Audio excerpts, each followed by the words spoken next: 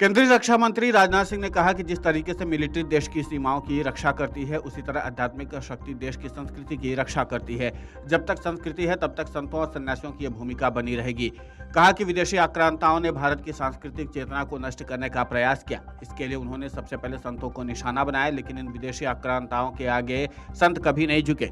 श्री पंचदशनाम जूना अखाड़ा के आचार्य पीठ पर पदस्थापना के दिव्य 25 वर्ष पूरे होने पर हरिहर आश्रम कनखल में चल रहे दिव्य आध्यात्मिक महोत्सव के दूसरे दिन केंद्रीय रक्षा मंत्री बतौर मुख्य अतिथि के रूप में बोल रहे थे। उन्होंने कहा कि सन्यासियों का इस राष्ट्र की संस्कृति से गहरा जुड़ाव है। सामाजिक, सांस्कृतिक और राजनीतिक व्यवस्था से भी सन्यासियों का जुड़ाव है। आवश्यकता पड़ी तो राजनीतिक व्यवस्था के बदलाव में भी इन्होंने महत्वपूर्ण भूमिका निभाई है।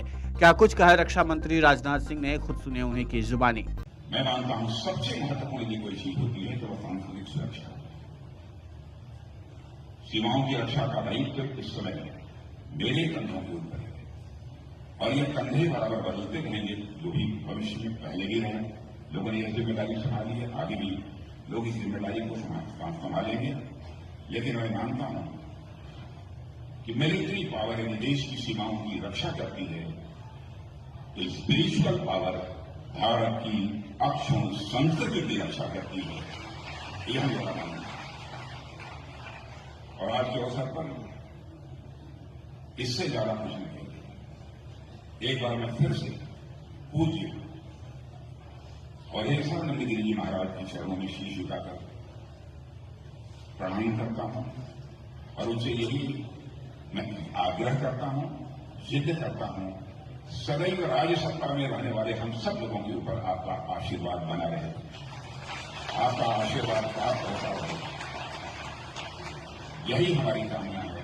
और जो भी यहां पर मंच पर और मैदान में जो भी हमारे संत सन्यासी यहां पर उपस्थित हैं, मैं पूरी तरह से आश्वस्त हूं, रंच मात्र भी संदेह नहीं है, भारत की संस्कृति के रक्षक के रूप में अपनी भूमिका निभाते रहे।